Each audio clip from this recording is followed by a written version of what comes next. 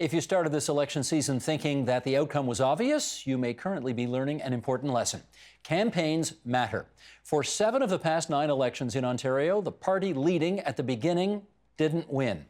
Erin Kelly is CEO of Advanced Symbolics, Inc., whose artificial intelligence researcher known as Paulie has been scoping out what voters are talking about, and Erin joins us now for an update.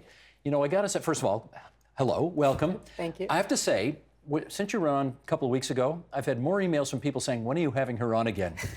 So this is a very anticipated appearance that you have here. And let's just start with the horse. Well, no, before we get to the horse race numbers, for those who missed your last appearance, just explain who Paulie is and what she does. Paulie is an artificial intelligence, and what she does is she goes out to in this case, all the ridings in Ontario and creates representative samples of each of those ridings so that she can accurately gauge the sentiment of that population and figure out who is likely to win the election. And you have, this is all 124 ridings. All of them. And you have discovered that this way of gauging public opinion is much more effective than traditional polling because? For a number of reasons, but you've got, first of all, we're doing each riding, and the popular vote, so you've got both, and there's a big difference as we'll discuss today. And they're all longitudinal, so we can watch people for the whole year, see what changes their minds, see what affects them, what kind of news items might change their vote so that she can more accurately predict when something new breaks. How likely is that to cause problems for the party? And the sample sizes are much, much larger than you would see in a regular poll have about 1,500 people, different people each week. We've got over 100,000 people in this Ontario election poll now, and we are looking at every single one of them every day and seeing how they change. In which case, without further ado, let us share what Paulie has discovered about the current state of affairs. Here are the horse race numbers as of today. You know, of course, the Progressive Conservatives had a big lead going in. That lead has shrunk. They are now at 37.2%. The New Democrats, who are well behind, are now neck and neck with the PCs for first place. They come in at 36.5%. The Liberal vote has basically cratered so far. It's at 21.4%. The Greens are at 3.5%. If we do an extrapolation of those numbers into a seat count, you have a PC majority government at the moment. 73 Tory seats, 50 New Democratic Party seats, and 1 Liberal seat. No Green seats. That's as of now. It's a wipeout for the Liberals. What do you want to tell us about this? Well, I think what's really interesting is the PCs and the NDP, in terms of the popular vote, are statistically equal.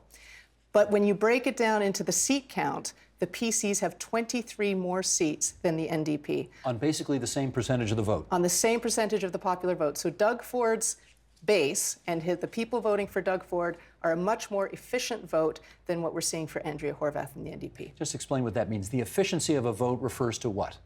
It refers, so in order to win the riding, obviously, you have to have your electorate gathered together in bunches in the riding so that you can win the riding. If your vote is too spread out, you've got 12% here and 30% there, you're not winning the riding. And that's what's happening to the NDP. They're getting the popular vote, but it is not breaking down as efficiently into ridings as it is for Doug Ford. It did in the beginning. In the beginning, when she had 20% of the vote, she was as efficient as Doug Ford, but as she has grown, she has lost that efficiency. She's been stealing from the Liberals, which they had an inefficient vote as well. She hasn't been breaking into that PC base of support, and that's what she needs to do to get that efficient vote. This is a feature of first past the post, where literally if you get 35% of the vote, your opponent gets 34, your second opponent gets 33, and you do that over 124 ridings, you can get 100% of the ridings with 35% of the vote. That's exactly it. Exactly it. Okay.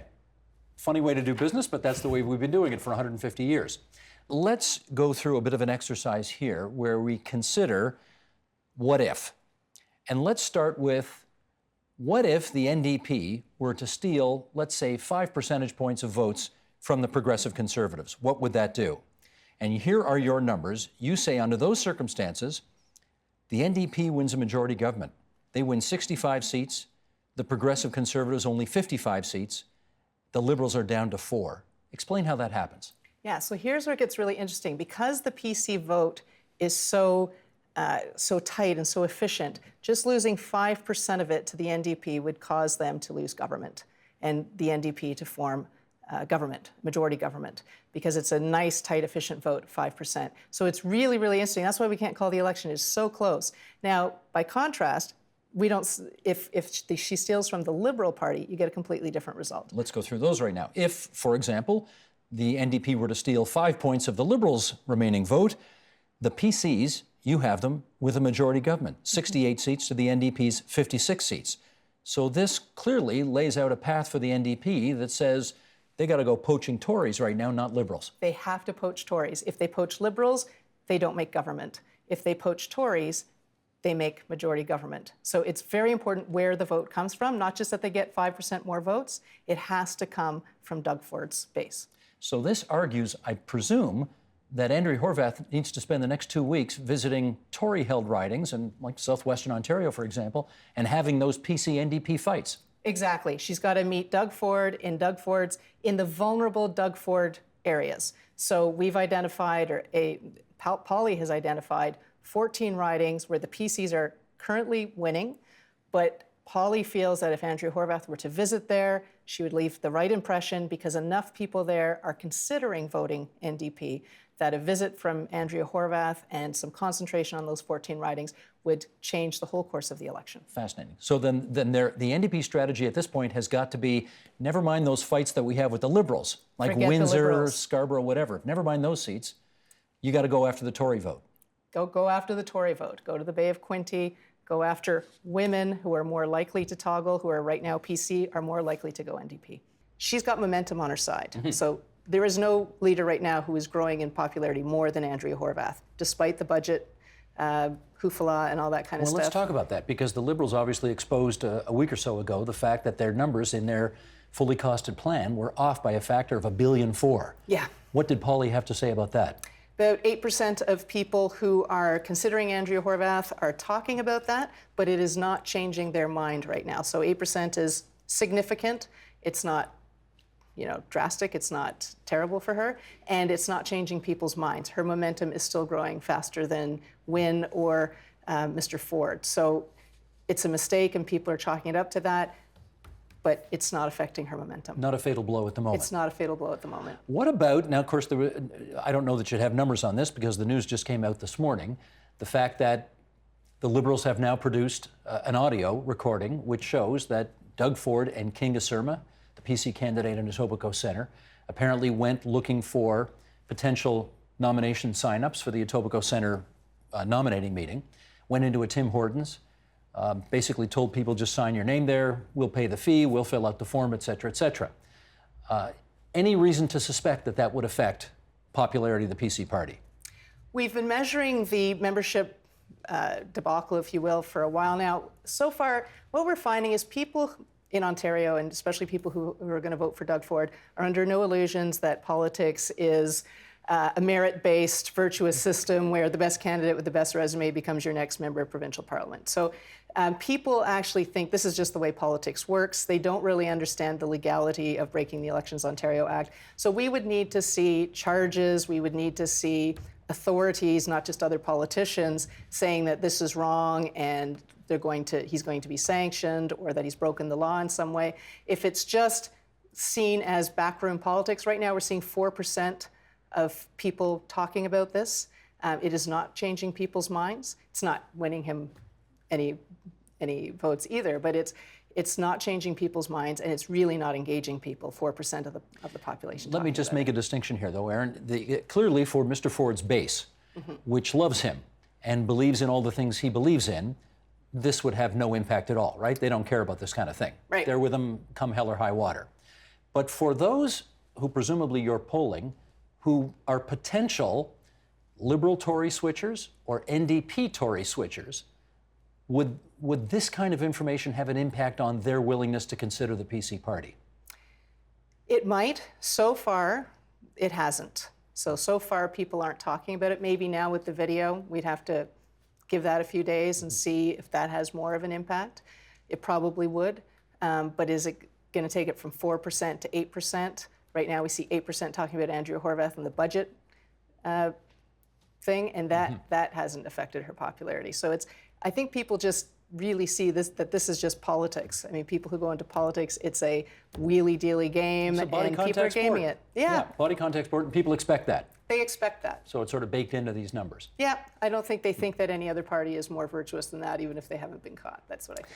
Let me, let's take a step back here, because one thing I do want to get a better understanding of is how, I mean, the only party that's shown any momentum at all in this whole election campaign is the NDP. And I want to get a better understanding of how that happened. Do you know? Yeah, so Andrea Horvath coming into this was the least well-known candidate. So Doug Ford was well-known because his family, Kathleen Wynne, obviously, because she's the premier. So, and believe it or not, love him or hate him, just being well-known gives a candidate an advantage. It gives them a very big advantage. So Andrea Horvath, people didn't know her. What the AI is seeing is the more she gets out there and the more she's on debates and she's on television and she's visiting ridings, she gets more and more popular. People who have seen her really like her. They like what they see. They like what they see. She's climbing. The others, people knew what they were about, before they started the campaign. Andrea Horvath is the person people are discovering, and she's making a very positive impact. In my travels with some of the candidates, just in the city of Toronto, following a canvass, going door to door, hearing what people are saying, I'm seeing something I've never seen before, which is a lot of Tory candidates not happy with their choice. A lot of them in Toronto don't want to vote for Doug Ford. I'm seeing a lot of people who would normally vote Liberal not want to vote Liberal this time because they're not happy with Kathleen Wynne. And then there's a whole other chunk of people who've just never ever voted NDP before in their lives who are considering it, but for them still, that is a bridge too far. And as a result, I'm hearing a few, I've run into some people at the door who say, as a result, I'm thinking about voting Green for the first time ever. How do you make sense of all of that when you go into the ballot box on election day, unhappy with basically all of your options? That is something that, so the undecided vote here, we're 2 weeks from the election, and the undecided vote is looking like Brexit. I mean, it's in the teens in most ridings. Which is high. It's high for 2 weeks so out that's of the how it election. manifests itself. Yeah, it's manifesting itself there. So that's why we can't call the election right now, because yes, we're seeing these numbers, but we're also seeing a very large undecided and a very high margin of error confidence level. Does Paulie have a view as to whether or not those undecideds at the end of the day will hold their nose and vote for someone, or whether they just stay home? People have high engagement on this election, and typically when people are engaged and talking, they show up at the polls. So now you can show up at the polls and spoil your ballot, but I think most people, when they show up, they hold their nose and they vote for someone, but the engagement is high. So, and we're seeing good engagement with youth. We're seeing good engagement with Aboriginal populations, who are typically populations that don't vote as often. Can we focus on one riding in that regard? Yeah. Can you tell us about Bay of Quinte numbers? Yeah. Just like a couple hours east of here. Right. So Bay of Quinte is really interesting. It's almost the opposite of the province.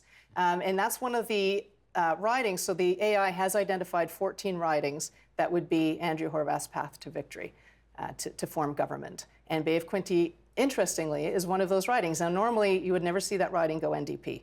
It is Liberal or PC. It's a lot of retirees. We've got an Aboriginal population out there, the Mohawk territory. And we are seeing the youth, unlike the rest of the province, which is going Doug Ford a little bit in this election, the youth in Bay of Quinte overwhelmingly NDP, the youth that are there. Women in Bay of Quinte, almost all the ones who had voted PC in the past, we're now seeing them switch over to NDP.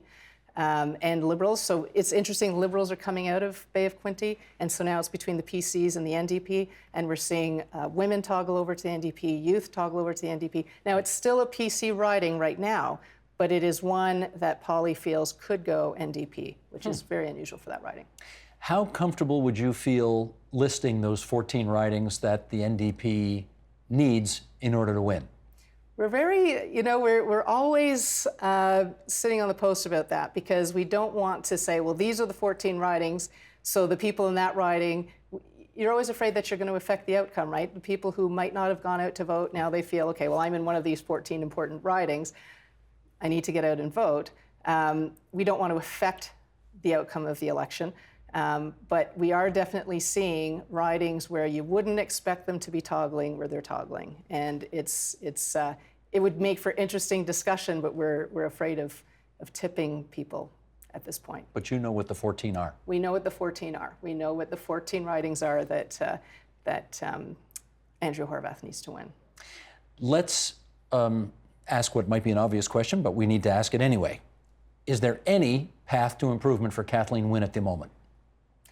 She's down to like 1 seat right now. She can get up as high as 8. Just say that one more time. Kathleen Wynne, if the election were held today, the Liberals would win 1 seat. I think people need to think about that for a second. And it's not hers. And it's not hers, right. No. Which one is it? It's Toronto Centre right now. So that's the one safest Liberal seat in the province. At the moment. If you can call it safe. Yeah. Now there's a few others, Ottawa Centre, that could go Liberal as well. They're toggling. So yesterday, within the last week, they've lost 4, but they could gain them back again. So there's 4 seats that are still, they're very, very close. But it's definitely, we've not seen her above 8 seats since the campaign started. Paulie, your artificial intelligence is reflecting the biggest debacle in Ontario history for the Ontario Liberals in this campaign. That's right. Correct. And that is inalterable? Well, yeah, I think we're seeing it right now as a race between the NDP and the PCs. With the PCs, if it were held today, would have a majority government still because of the efficiency of their vote. We're not seeing a path to victory for the Liberals at this point. No path to victory, but how about for official party status, which is 12? We're not seeing that right now. Not that either? No. Okay. I'm reminded in 2011, when Michael Ignatieff led the federal Liberals to the worst election defeat in history, he still got 25% of the total votes in the province of Ontario. But you're not showing the Ontario Liberals even getting to that. No. Okay. We got about a minute left here, so let's ask this. Are you in a position, like you called the Trudeau victory federally a month before it happened, you called Brexit before it happened, you called Trump before it happened. We're E- 14 days and counting right now. Are you in a position to call this election right now? We cannot call this election right now. Why not? It is way too close. The undecideds are high. The undecideds are at the level of Brexit a week before Brexit. It is very, very high undecided in the teens in almost every riding. There are very few ridings that are in the single digits of undecided. People are really, really up in the air about Doug Ford versus Andrea Horvath, almost 2 polar opposites. 2 people going for the populist vote, we have to remember. Doug Ford is going for the anti-elite populist vote. Andrea Horvath more positioning herself pro-union populist vote, which is your traditional NDP. They're both populists. So they're both going after that image. And they're neck and neck in the popular vote. We just have to see if Andrea Horvath can consolidate that into those 14 ridings. With how many days to go will you feel comfortable calling it, do you think? It's not a matter of days, it's a matter of the confidence interval in getting those undecideds down, but we'll definitely, obviously, in the week leading up, what we do is we take the undecideds away from Paulie so that she is forced to put them into buckets based on what she has seen for the last year. She will be forced to put those people into buckets. We'll do that as we get the confidence interval down to under 2%, hopefully. But if we don't, then 3 days before we'll force her into buckets to see what we get. I can't wait for your next visit. Thank you, Steve. That's Erin Kelly, Advanced Symbolics. You fly in from Ottawa anytime, Erin. Thanks very much. Thank you. The Agenda with Steve Paikin is brought to you by the Chartered Professional Accountants of Ontario, helping businesses stay on the right side of change with strategic thinking, insightful decisions, and business leadership. Are you on the right side of change? Ask an Ontario CPA.